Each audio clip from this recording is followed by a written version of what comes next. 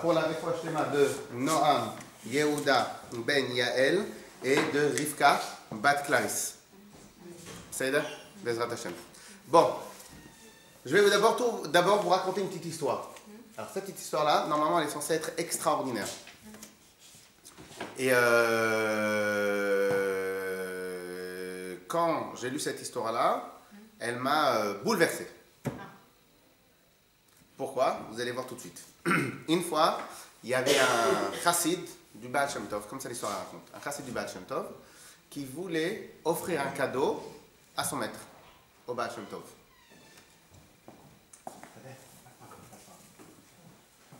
Il voulait offrir un cadeau à son maître, au Baal Shem Tov.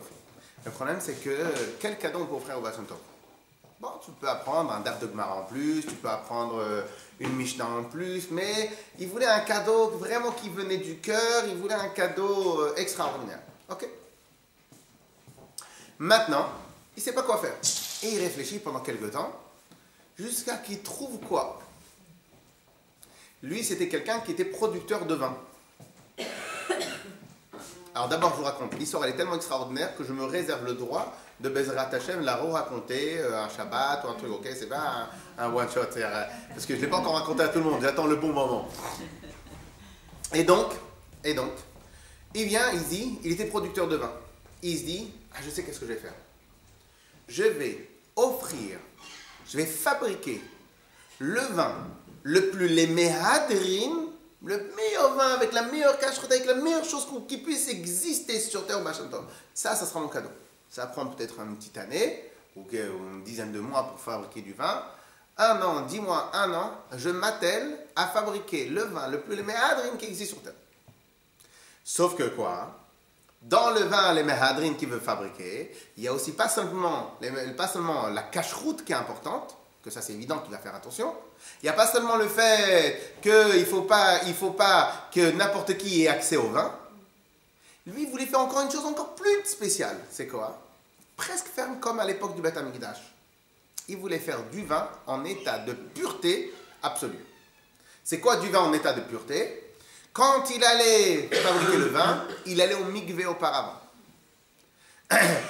Toutes les personnes qui ont aidé, par exemple, pour récupérer les raisins, au mikvé. Les casseroles ou les récipients dans lesquels on récupérait le raisin, au mikvé. Les cuves ou je sais pas quoi, tout mikvé. Il voulait que chaque élément qui va être utilisé pour faire le vin pour le Baal Shem Tov, il soit le plus, les méhadrines, le plus cachère, le plus extraordinaire, le plus exceptionnel que jamais personne ne peut faire. Parce que de manière générale, on n'y arrive pas. Pourquoi? Parce que comme on emploie plein de gens, on ne peut pas vraiment maîtriser que tout le monde aille au mikvé, etc. Lui, il a dit, on va maîtriser, puisqu'il n'y a que moi qui vais le faire, et je veux personne d'autre. Donc, je vais aussi maîtriser qu'on aille bien au mikvé. Ensuite, mais pendant qu'on cueille le raisin et qu'on fabrique le vin, il ne faut pas que ça soit une cueillette qui soit comme ça légère. Donc, qu'est-ce qu'il a dit?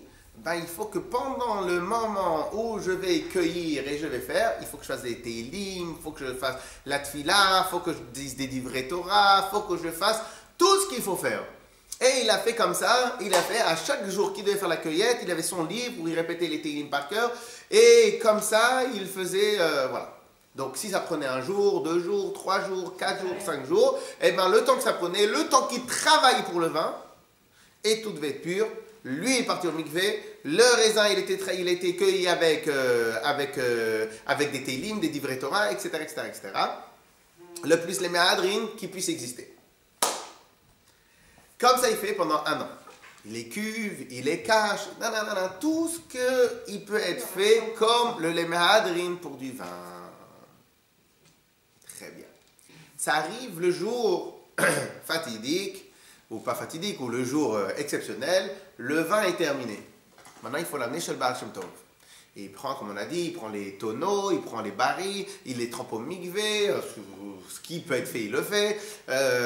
Et comme ça, il rentre le vin, il le met, il cache le vin pour que personne ne regarde. Quelqu'un qui n'est pas parti au mikvé, n'importe qui, le regarde le vin, il les met dans la charrette, et lui, il va au mikvé, et pendant la charrette, il dit des télim, il dit des télim, il dit des télim. Hein? Et le transport, comment on va le faire? Non, le transport dans un chariot, il fait tout ce qui peut être fait pour que que le vin il soit les mêmes. Et il vient dans les transports. Il prend dans sa charrette, il prend ses chevaux et il va sur le chemin. Il arrive à quelques mètres, quelques kilomètres du Baal Shem Tov. Lui, il était producteur de vin. Donc les gens, ils le connaissaient en tant que producteur de vin. Vient un seigneur, un des seigneurs de là-bas. Il sort et il le rencontre sur la route. Hé, hey, Rabbi Yankel! Oui? Qu'est-ce que tu nous as amené aujourd'hui? Il fait quoi, qu'est-ce que tu nous as amené aujourd'hui? Ah, là, on vient de terminer une fête. On a encore besoin un peu de vin. Il nous manque un peu de vodka, il nous manque ça. Qu'est-ce que tu nous as amené là? Mais j'ai rien. Maintenant, tout était couvert. J'ai rien à amener, j'ai rien. Il fait non. Je sais que toi, tu as toujours du vin qui traîne chez toi. Dans tes charriettes, dans tes choses. Je t'achète tout. Il fait mais non, j'ai rien. Et il essaie d'avancer. Mais le problème, c'est qu'à l'époque, les seigneurs, c'était comme des seigneurs féodaux, on ne pouvait pas s'amuser avec eux. Eh bien, il n'a pas le choix. L'autre, il arrive. Avec ses sbires, avec tout le monde. Et il embête un peu. Alors il fait, bon, je vais voir qu'est-ce que tu as comme gargaison. Et il monte dans le chariot. Et ce monsieur-là, qui n'était pas arabe, bien évidemment, qui était, etc., il commence à regarder. Il prend chaque tonneau de vin, il ouvre, exactement ce qu'on n'a pas le droit. Il ouvre, il prend un petit verre, il trempe et il goûte. Il ouvre le deuxième, il trempe, il ouvre, il trempe et il goûte. Troisième, quatrième. Et l'autre, là, Rabbi Yankel, là, je crois qu'il va attraper la crise de sa vie, là. C'est pas possible. Et l'autre, il fait, tu sais quoi? J'aime pas du tout le vin que tu as fabriqué. Et il s'en va. Mon Dieu. Et l'autre, il est comme ça, bouche bée, il est comme ça, anéanti. Je dis, mais c'est quoi cette histoire? C'est quoi cette affaire? C'est quoi? Ça m'arrive jamais. Je voudrais moi qu'à chaque fois que j'ai du vin, il y a quelqu'un qui vient, il m'achète du vin comme ça. Ça m'arrive jamais. Il faut aller chercher les clients. Là, c'est le client qui arrive. Et au moment où je veux pas, et il me vient, il me casse tout le travail d'un an. C'est pas le travail d'un an qui est cassé. C'est toute l'idée de faire un cadeau Baal Shem Tov, tout ça, tout ce que je voulais faire, c'est tombé à l'eau. Kata. Vous imaginez comment, dans quel état il est. Et qu'est-ce qu'il fait lui? Il vient, il fait, mais malgré tout, l'histoire elle est trop grosse. Je suis à côté du Baal Shem Tov. Je veux que le Baal Shem Tov il m'explique. Je veux que le Baal Shem Tov il m'explique qu'est-ce qui s'est passé. Comment c'est possible? C'est trop gros. C'est trop gros. Il va chez Baal Shem Tov et il lui raconte tout. Alors tout à l'heure vous allez voir le parallèle avec nos vies de tous les jours. Il lui raconte tout. J'ai tout fait pour que ce soit les Mahadrim. J'ai tout fait pour que ça fasse offrir le cadeau au Rabbi. J'ai tout fait pour que ça soit le mieux possible. J'ai fait des teilim, j'ai fait des tfilotes, j'ai fait tout. J'ai fait tout. Comment c'est possible que j'ai cette épreuve? Comment c'est possible que mon plan ne marche pas alors que j'ai fait tellement de prières, tellement de teilim, tellement de choses? Comment c'est possible que ce plan ne marche pas? Comment c'est possible que j'ai cette galère? Voilà. Au passage, est-ce que cette question, chacun il peut l'avoir? Dans le chinour, on fait des teilim pour que le chinour il aide. Dans les tfilotes, dans le travail, dans le business, dans nos amis, dans le shalom bay, dans les trucs, tout le temps. Et combien de fois on dit, on a tout fait, on a tout fait. On a tout fait. Et voilà, comment c'est possible? Le Baal Shem Tov réfléchit, lui dit, je vais te répondre pourquoi. Écoute bien la phrase, elle est très méchante. Il lui répond, parce que tu n'as pas fait rentrer Hachem dans ton projet.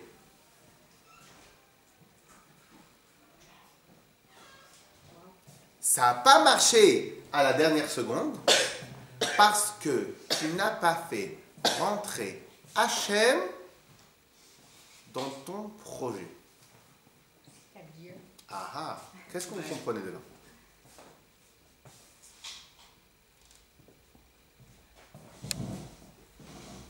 Que dans ces prières, il n'y avait pas de kavana. Pourtant, on ne peut pas dire qu'il n'y avait pas de kavana, il y avait la kavana. C'est quoi le sens? Il a tout fait avec. Alors on pourrait dire le mot égoïste, on pourrait dire plusieurs choses. Il a manqué de modestie, d'humilité. Pas mal. Quoi d'autre? C'est C'est lié. Quoi d'autre? Oui, il a fait avec foi tout ce qu'il a fait. Il a fait. Alors s'il a fait avec foi, Oui. C'est qu'il a prié en sorte que ça devienne bien, que ce soit bon. Il a très fait bien. en Donc sorte. qu'est-ce que le Baal Shem Tov lui répond? Parce que tu n'as pas fait rentrer Hachem dans ton projet. C'est quoi?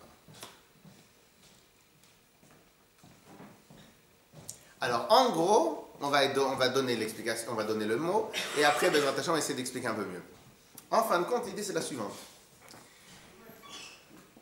Là maintenant, on va essayer de voir, peut-être qu'on va y réussir à comprendre le principe que tout le monde appelle le principe de la bracha. C'est quoi la bracha? Ok? J'ai posé la question suivante.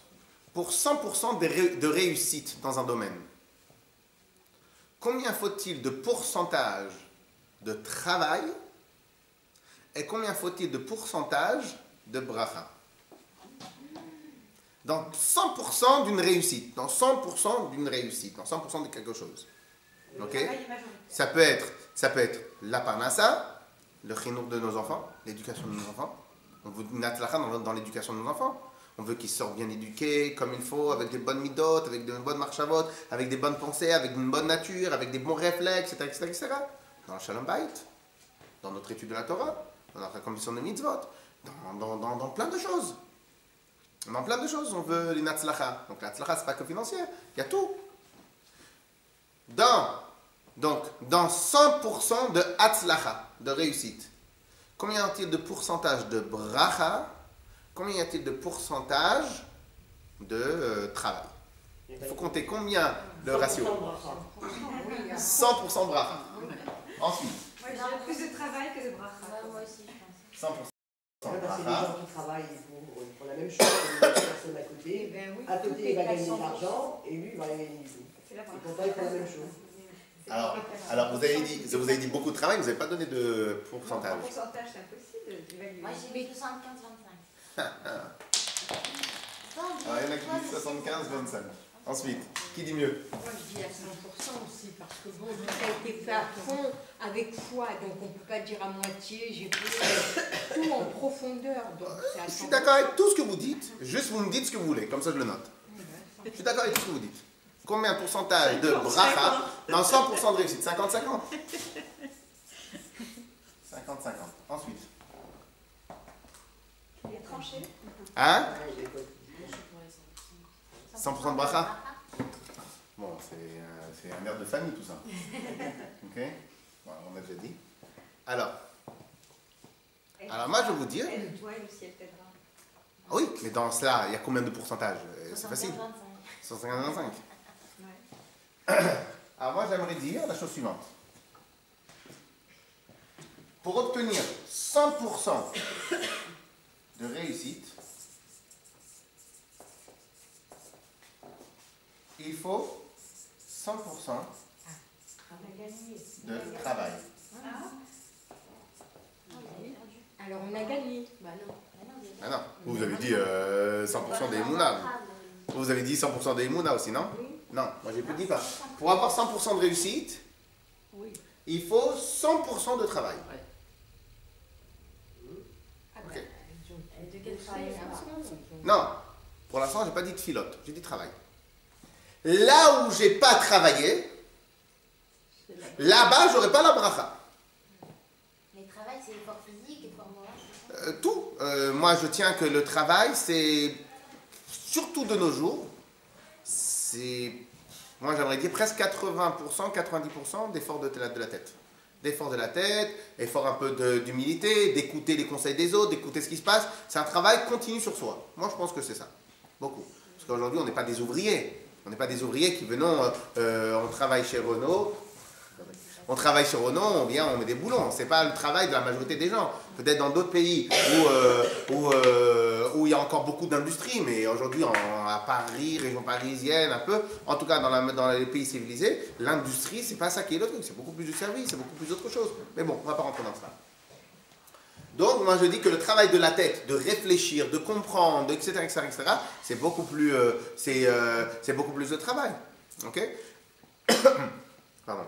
Même dans le travail physique, vous allez avoir quelqu'un qui va gravir les échelons. C'est quoi celui qui va gravir les échelons? C'est celui qui va réussir à mieux réfléchir, à mieux comprendre, mieux analyser tous les paramètres de son travail. Ok? Donc pour 100% de réussite, j'ai besoin de 100% de travail. Le travail, on va appeler ça un Keli, le récipient. Le récipient que j'ai fabriqué, là-bas, il y a l'Atzlacha, il y a la réussite. Dans ce que je n'ai pas fabriqué, je n'aurai pas la réussite. Imaginons maintenant que mes enfants, je leur ai éduqué énormément sur le travail à l'école, mais je n'ai pas beaucoup de travail et les bonnes manières. Il y a de fortes chances que je réussisse dans leur travail à l'école, mais peut-être qu'ils vont leur manquer pas mal de bonnes manières. Donc j'aurais réussi, mais dans ce que j'aurais investi. Ok? Donc pour 100% de réussite, il faut 100% de travail. Plus quelque chose est complexe, donc il y a des fois des choses qui sont très complexes. Si maintenant je veux fabriquer un produit, si maintenant vous allez dans un restaurant, c'est pas juste d'être derrière une cuisine. Il y a une mise en table, il y a la réception des gens, il y a le prix, il y a plein de choses, il y a la communication, il y a plein de choses complexes. Donc peut-être je vais réussir à faire un super bon restaurant dans le goût, mais il va me manquer sur les gens, comme l'accueil, comment les gens... Donc je vais réussir dans le goût, mais il va me manquer dans un autre domaine. Et c'est pour cela que le travail, il ne se finit jamais. Pourquoi? Parce que dès que j'ai terminé de travailler dans la cuisine, il faut que j'aille travailler à l'accueil. Dès que j'ai terminé à travailler à l'accueil, il faut que je fasse attention à la propreté. Dès que j'ai terminé la propreté, il faut que je fasse attention à... etc. Donc ça ne se termine jamais. Ok? Très bien. Ça, c'est, a priori, mon avis. Le seul problème, c'est quoi? Elle est où la bracha ici? Elle est où la bracha? Alors, c'est quoi la bracha? Elle est où la bracha? Eh bien, c'est quoi la bracha? On pourrait dire, c'est que chaque pas que je fais, il va être accompagné, pas seulement avec un mot, parce que chez nous, on ne tient pas tellement des mots, parce qu'on peut dire quelque chose, mais au final, je n'y pense pas profondément. Mais il va être accompagné, mais il y a des gens qui ne sont pas du tout pratiquants dans Torah Mitzvot, mais ils ont le mot que je vais dire. C'est quoi le mot? C'est Al-Tnaï. Al-Tnaï. C'est quoi le Tnaï? Al-Tnaï, c'est à condition. C'est quoi à condition? À condition que Hachem l'accepte. Qu'Hachem l'accepte. C'est quoi Atnaï? À condition que Hachem l'accepte. C'est une sorte de mot, c'est une sorte de phrase qui va résumer l'état d'esprit qu'un Yehudi doit avoir quand il travaille. C'est quoi l'état d'esprit qu'un Yehudi doit avoir quand il travaille? Je peux faire la machine de guerre la plus extraordinaire qui passe, la plus magnifique, la plus extraordinaire, la plus technique, la plus technologique. Si la personne qui doit mouiller sur le bouton, ce jour-là, il est tombé malade, elle ne marchera pas, elle ne sera pas fonctionnelle. S'il y a le vent qui ne souffle pas comme il faut, etc. Donc, l'état d'esprit d'un Yehudi dans son travail, c'est quoi? C'est continuellement, al-tnaï, à condition. Tout ce que je fais, le 100% de travail que je fais pour avoir le 100% de réussite, c'est ce que Dieu me demande. Mais entre là et là, il y a une condition. C'est quoi la condition? C'est Altnaï, à condition qu'Hachem l'accepte. Quelque part. Alors maintenant, pourquoi je dis état d'esprit? Parce qu'imaginons maintenant que quelqu'un, il travaille dans un grand groupe. Il a fait un projet de fou. Mais il sait que dans ce grand groupe, il y a toujours quelqu'un au-dessus de lui. Et ce quelqu'un, il a des manières de réfléchir qu'on ne maîtrise pas spécialement. Jusqu'à la validation du projet, il est en angoisse. Pourquoi il est en angoisse? Il passe ou il passe pas? Mais j'ai tout réglé, j'ai tout réglé, j'ai tout cadré, j'ai tout fait, j'ai rempli toutes les cases. Toutes les cases, j'ai rempli.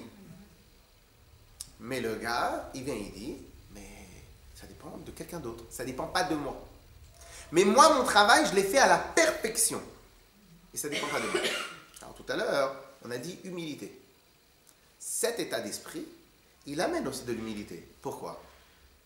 Parce que lorsque maintenant j'enlève le à condition que, donc je pense que c'est mon travail qui fabrique la chose. Je pense que c'est mon travail qui oblige la chose. Je pense que c'est moi qui est maître de la chose. Lorsque je dis Altnaï, à condition que, jusqu'à le dernier instant, jusqu'à le moment où j'ai les clés, le moment où j'ai validé, encore mieux que cela, le moment où il est dans le magasin, le projet, ou comme je dis avec les enfants, le problème avec les enfants, c'est les 25 premières années le plus dur. Et après, c'est un peu moins dur. Et donc, jusqu'à que j'ai pas vu mes enfants éduquer leurs enfants, et leurs enfants se marier avec les gens qu'il faut, je suis angoissé. Pourquoi je suis angoissé? Parce que tout ce que j'ai fait...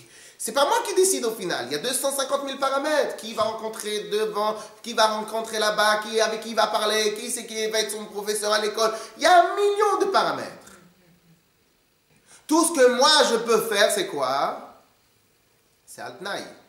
Mais attention, je dors pas. Pour avoir 100% de réussite, c'est 100% de travail. C'est quoi? Pour mes enfants, je vais faire attention à qui ils parlent. Avec quoi ils dorment avant d'aller dormir? Avec quel mot ils se lèvent le matin? Avec qu'est-ce qu'ils vont manger? Ils vont manger trop de sucre, ça va les exciter, ils vont être pas bien, ils vont manger pas assez de sucre. Tout, je vais gérer. Je vais faire le maximum. Mais quelque part, dans mon maximum, je vais prendre des cours, je vais faire tout, je vais tout faire. Mais malgré que j'ai tout fait, chaque pas que je fais, c'est Altna et qu'Akadosh Baruch Hu, il valide mon effort. Imertze Hashem, Bezrat Hashem, que, voilà, exactement, Imertze Hashem, qu'Akadosh Baruch Hu, il accepte. Ce Altnaï-là, ça c'est l'état d'esprit d'un Yehudi. Pourquoi c'est l'état d'esprit d'un Yehudi? Parce qu'en fin de compte, ça c'est le Hémet. Ça c'est le Hémet. Mais pas comme il y en a d'autres qui vont dire que, excusez-moi, 50-50. Pourquoi 50-50? Alors au final, peut-être que si on met à la proportion, ça va être du 50-50. Peut-être que c'est du 100% bracha aussi. Ça dépend de quel point de vue on le regarde. Si c'est d'en haut qu'on le regarde ou c'est d'en bas qu'on le regarde. Mais de nous on peut parler que de ce que nous on maîtrise.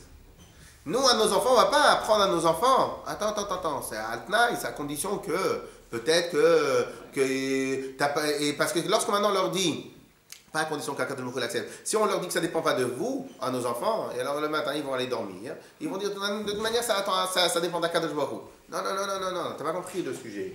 Ça dépend d'Akadosh Baruch Hu. Mais quoi qu'il arrive, Akadosh Baruch Hu, il va te valider seulement ce que tu as travaillé. 100% de réussite ne peut arriver que sur 100% de travail. S'il y a quelque chose que tu n'as pas maîtrisé à l'école, s'il y a quelque chose que tu n'as pas travaillé, s'il y a quelque chose que tu n'as pas étudié, si maintenant tu n'as pas l'habitude de faire attention à tes camarades, etc., il y a plein de choses. Donc ça dépend à 100% de ton travail. Ça dépend à 100% de ton travail.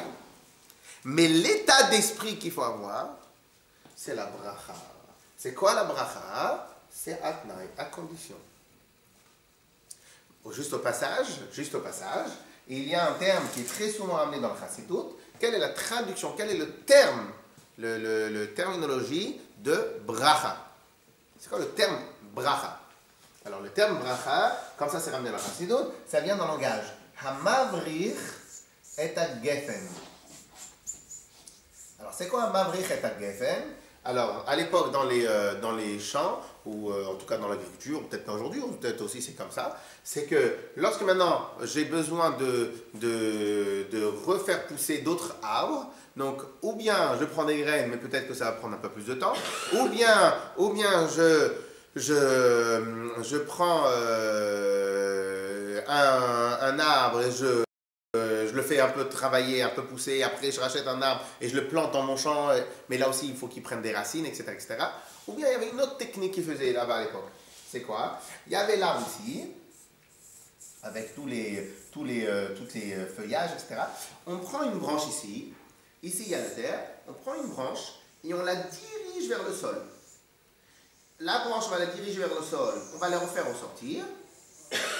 Entre-temps, elle va pousser parce qu'ici, on a les racines. Ok? Elle va pousser. Mais en même temps, elle va recomposer un autre arbre, etc., etc., etc., et avec le temps. Donc, peut-être a priori, gagner du temps, peut-être c'était une autre manière. Très bien. Ce terme-là, Hamavrir et Geffen, ce terme-là, de faire descendre l'arbre en bas, vers le bas, ça vient du langage Hamavrir et Geffen. Faire descendre la branche. De là, dans la chassidoute, on va venir et on va s'arrêter sur ce terme-là. C'est quoi le terme qu'on va s'arrêter? C'est qu'en vérité, à Mavrir et Geffen, c'est quoi le pshat? Celui qui fait descendre. Mavrir, ça vient, le bracha, ça vient du langage Mavrir, et bracha voudra dire pour nous faire descendre quelque chose qui est stocké là-haut et le faire descendre vers le bas. Alors, c'est quoi le pshat, faire descendre vers le bas? Ben, ça rejoint un peu ce qu'on a vu tout à l'heure. Moi, j'ai fait tout le travail pour faire descendre la lumière, tout le travail pour faire descendre la chose. Mais tout ça, tout mon travail à moi, va être à condition que Akadosh Baruch Hu l'a accepté. C'est quoi le pshat bracha? Faire descendre à condition qu'Akadosh Baruch Hu l'accepte. Après, n'ayez pas trop peur. Après, Akadosh Baruch Hu a mis des règles, que lorsqu'on en fait quelque chose, alors il veut qu'on fasse le keli, et lui après il remplit le keli. Mais l'état d'esprit émet de chaque Yehudi, c'est quoi? C'est que nous devons travailler toujours al-Tnaï, qu'Akadosh Baruch Hu il accepte. Mais pas al-Tnaï, attention, c'est un crisonnière. Il y a plusieurs choses qu'Akadosh Baruch Hu veut mettre. Mais une des choses que Dieu il veut, c'est qu'on fasse 100% de travail. Mais une autre chose qu'Akadosh Baruch Hu veut, c'est qu'on se rappelle qu'au final, c'est lui qui a la signature. Ok? Donc peut-être c'est ça, peut-être aussi que vous voulez dire qu'il y a 100% de bracha. Parce qu'au final, ça reste 100% de bracha. Mais le inyan, il est qu'en vérité, on a besoin de 100% de travail. Clair pour l'instant? On va revenir à notre première idée. Alors maintenant, qu'est-ce qui se passe avec ce monsieur-là? Il a fait les tfilot, les teilim, il a fait le mikvé lui-même, le mikvé des kelim, il a empoché les personnes, il les a fait tremper au mikvé s'il avait besoin. Et il a fait tout ce qui pouvait être fait dans le domaine du vin, les méhadrim. Alors, qu'est-ce qui s'est passé? Ben, en vérité, peut-être la réponse du Baal Shem Tov, c'est celle-là. Il fallait mettre Dieu dans ton travail. C'est quoi le Dieu dans ton travail? Lui, vous savez, des fois quand on fait des tfilotes, etc., on peut avoir des fois des mauvaises pensées. C'est quoi les mauvaises pensées? Si je fais la tfila, c'est sûr que Dieu il doit me donner. Si je mets les tfilines, c'est sûr que Dieu il doit me donner. Mais attends, mais je fais tout. Pourquoi il ne me donne pas la bracha? Ça fait combien j'en entends ça? Mais je fais tout. Pourquoi il n'y a pas? Non, mais ça c'est un classique. Hein? C'est un classique, j'ai tout fait. Pourquoi ça ne marche pas? Mais c'est quoi, tu as tout fait? Ah, j'ai fait Teilim, j'ai donné la tzedaka, j'ai mis les mezuzot, j'ai vérifié les mezuzot. Non, tout ce que vous voulez. Bien évidemment, il faut faire ça. Mais c'est quoi l'état d'esprit du monsieur qui parle comme ça? C'est que moi, au niveau du travail, j'ai tout fait. Dans ce domaine-là de ce juif-là, au niveau du travail spirituel, il a tout fait. C'est quoi au niveau du travail spirituel? Alors, mais c'est un travail spirituel. Faire des teilim pendant les vendanges, c'est un travail spirituel. Tremper en migvé la vaisselle, tremper en migvé les affaires, faire attention, garder, etc. Tout. Donc, le spirituel aussi, c'est un travail. Et pourquoi ça n'a pas marché? Le Hachem, il lui dit, parce que tu n'as pas fait rentrer Hachem. Tu n'as pas fait rentrer Hachem. Tu n'as pas fait rentrer Hachem. C'est quoi tu n'as pas fait rentrer Hachem dans ton travail? Rentrer Hachem. C'est quoi? C'est ça. C'est qu'à un moment, tu t'es arrêté au 100% de travail. Tu étais tellement persuadé que techniquement, tu as fait ce qu'il fallait pour faire le Kéli. Et au moment où tu faisais le Kéli, t'as pas fait, au moment où tu faisais le Kéli, tu t'es pas dit. Mais à condition qu'Hachem accepte. Pourquoi? Parce que comme c'était des Télim, c'est sûr qu'Hachem l'accepte. Comme c'était du mikvé, c'est sûr qu'Hachem il accepte. Comme c'était les tefilin, c'est sûr qu'Hachem il accepte. Comme c'était ci, etc., etc. C'est sûr qu'Hachem il accepte. Il n'y a pas de question sur ça. Donc au final, tu t'es attelé au travail du 100% de travail, mais tu n'as pas travaillé avec la condition qu'Hachem accepte. Quand tu travailles avec la condition qu'Akadosh Baruch Hu il accepte, c'est quoi? Tu fais rentrer Akadosh Baruch Hu dans ton travail, tu dois associer. C'est comme si maintenant tu vas faire un terrain à la mairie, tu réfléchis à chaque instant de ce que tu fais, à condition que la mairie l'accepte, à condition que la mairie l'accepte, à condition que ça rentre dans le truc, à condition que ci, à condition que ça. Lorsque maintenant tu dois faire valider ton projet, à condition qu'il va accepter. Et tu, à chaque instant que tu réfléchis, à chaque instant que tu écris ton projet, tu te poses la question, est-ce que c'est le terme qu'il faut mettre pour qu'ils acceptent? Est-ce que c'est le terme qu'il faut? Est-ce que c'est dans le code civil? Est-ce que c'est l'alinéa qu'ils ont besoin pour que ça soit accepté, etc., etc. Ça, c'est ce qu'on fait. Lorsque lui, il a fait a priori le vin, il s'est mis quoi dans la tête? Travail paye. Technique. J'ai fait, c'est sûr que ça passe. Il est où Akadosh Baruch Hu dans tout ça? Mais c'est du spirituel. C'est des Teilim, c'est du mikvé, c'est de tout ce que tu veux, c'est du spirituel. Dieu, c'est sûr qu'il veut. Tout. Il faut faire entrer Hachem, c'est notre associé. Tout, il faut faire entrer à condition que. Ok? Et a priori, on pourrait dire que c'est ça le pshat bracha. C'est une fois que j'ai fait le travail, j'attends qu'Akadosh Baruch Hu il fasse descendre la lumière, il fasse descendre dans le Kéli la lumière. Ok? Alors maintenant, donc pour moi, cette histoire-là, c'est une histoire extraordinaire. Parce que nous, des fois, on peut se poser la question, mais attends, je comprends pas, j'ai tout fait. Pourquoi ça passe pas? Parce que tu peux même faire la meilleure mitzvah de la terre. On l'avait déjà étudié plusieurs fois dans le cours. Si la mitzvah elle est pour moi, eh ben, elle sera à une gdusha, à la hauteur de toi. Si la mitzvah elle est pour Hachem, elle sera à la gdusha, à la hauteur d'Hachem. Si maintenant, on avait dit que quelqu'un il vient, il fait quelque chose, comme on avait, rappelez-vous ce qu'on avait étudié, si maintenant quelqu'un il prépare à manger Shabbat pour leur nirvot Shabbat, on avait dit que le manger de Shabbat devient comme une viande sur l'autel, sur le misbéach, et comme si on était au Beth Amikdash, etc., etc. Donc cela veut dire quoi? Que c'est l'intention que tu donnes dans la chose qui transforme la chose. Donc tu peux avoir la meilleure kavana lorsque tu mets les tefilines, mais si au final, quand tu mets les tefilines, c'est pour gagner ta parnassa. Donc les tefilines, la mitzvah et la bracha des tefilines est la hauteur de ta parnassa, puisqu'au final, tu as mis les tefilines pour faire la parnassa, pour avoir la parnassa. Donc au final, c'est quelque part, c'est pas c'est pas le truc. Très bien. Alors maintenant, donc, a priori, on pourrait s'arrêter sur ce lien-là et d'avoir compris cette histoire-là. Ok? Alors maintenant, pour revenir avec Purim, quel était le problème des Juifs de l'époque? Est-ce que c'était qu'ils n'étaient pas religieux? Difficile de dire qu'ils n'étaient pas religieux. D'abord, ils ont pris une grande claque avec Nebuchadnezzar. L'époque de Purim, elle est à peu près à 70 ans après la destruction du Beth Amikdash. Ok? Donc Nebuchadnezzar, Nabucodonosor est venu, il a détruit le Beth Amikdash et il a exilé une grande partie des Bnei Israël, il les a exilés en Babylone.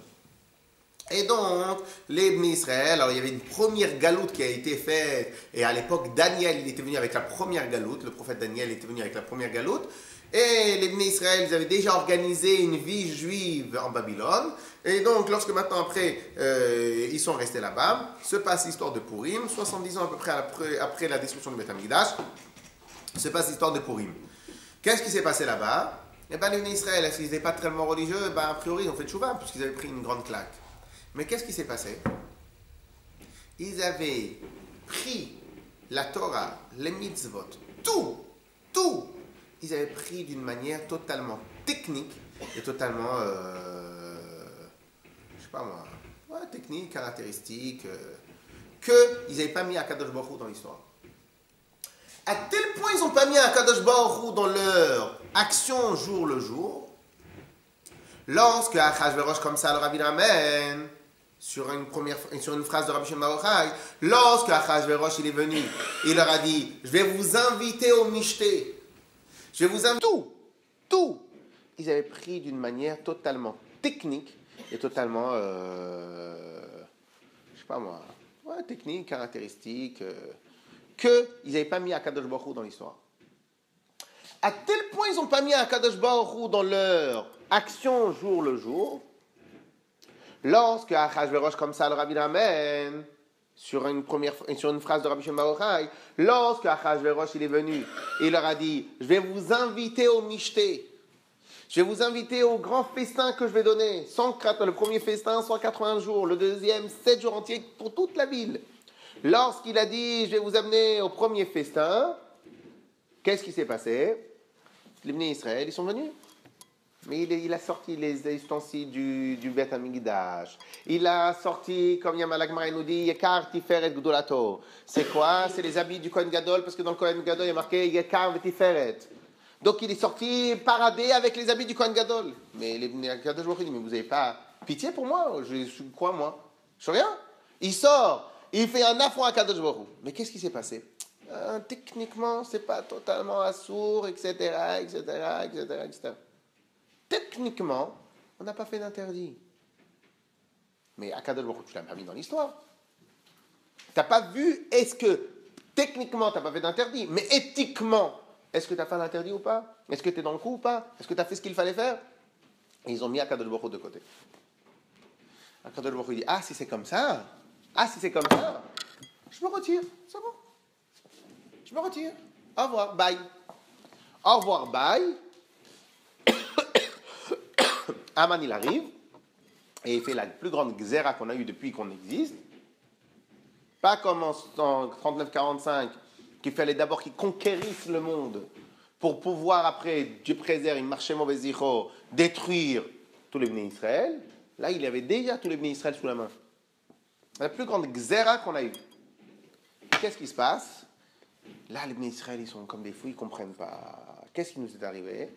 Viens, Mordechai, il sort dans les rues, et pendant 1 an, il fait un travail de réveiller les Bnei Israël. Mais qu'est-ce que vous faites? Il leur fait apprendre la Torah, il les fait faire tchouva, ils vont faire tout ce qu'ils font faire. Dès les premières, alors pour vous rappeler un tout petit peu la chronologie, le 13 Adar, le 12 Adar, je n'ai pas la date exacte, le 12 ou le 13 Adar, Aman, il jette les dés. Pour vérifier quand est-ce qu'il va faire la Xéra. Et il tombe sur l'Adar l'année d'après. 13 Adar de l'année d'après. Ok? Il tombe sur le 13 Adar de l'année d'après. Donc entre le premier 12 Adar ou 13 Adar, je ne me rappelle pas si c'était le jour même, il attend, c'est 1 an après qu'il va y avoir la guerre civile, que tous les goïms, ils ont le droit d'aller tuer les Bnei Israël. Très bien.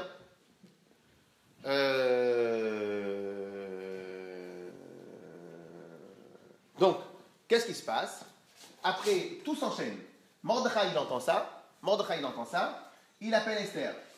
Et le 14, le 15 et le 16... Non, pardon, c'était pas en Adar, c'était en Nissan. Mechila. C'était le 13 Nissan. A priori, le 13 ou le 12 Nissan. Donc, il vient, il jette les dés. 11 mois plus tard, pour que dans 11 mois plus tard, il y ait la guerre civile avec les Bnei Israël pour qu'on détruise tous les Bnei Israël. Mordechai, il entend ça. Il va parler à Esther. Qu'est-ce qu'on fait, Esther? Esther, elle fait, venez, on fait un jeûne pendant 3 jours. Laïla Vayom, Anivna Rota Yitzurken, toutes mes équipes, on va tous jeûner. Vous aussi, dites aux Juifs de Shushan qui jeûnent pour qu'Akadosh Baruch Hu nous ait en pitié. Et moi, je vais aller voir le roi, etc. Mais dit à Mordechai, mais par contre, c'est possible que je vais mourir. Pourquoi? Parce que ça fait 1 mois que mon mari ne m'a pas appelé. Et comment on fait? Ok, ils vont là-bas, ils font le jeûne. 14, 15, elle invite Aman et Achashverosh pour faire le premier festin. Au premier festin, Achashverosh lui demande, mais pourquoi tu m'as invité à un festin? Il fait, non, mais t'inquiète pas, c'est pour faire plaisir. Mais non, tu as peut-être une demande. Demande-moi ce que tu veux, je te donne. jusqu'à la moitié de mon royaume. Alors il dit, non, non, ma demande, c'est que demain, le roi revienne avec Aman. Et donc, tout s'est enchaîné. Alors, bien évidemment, il y a la halakha nous dit, alors,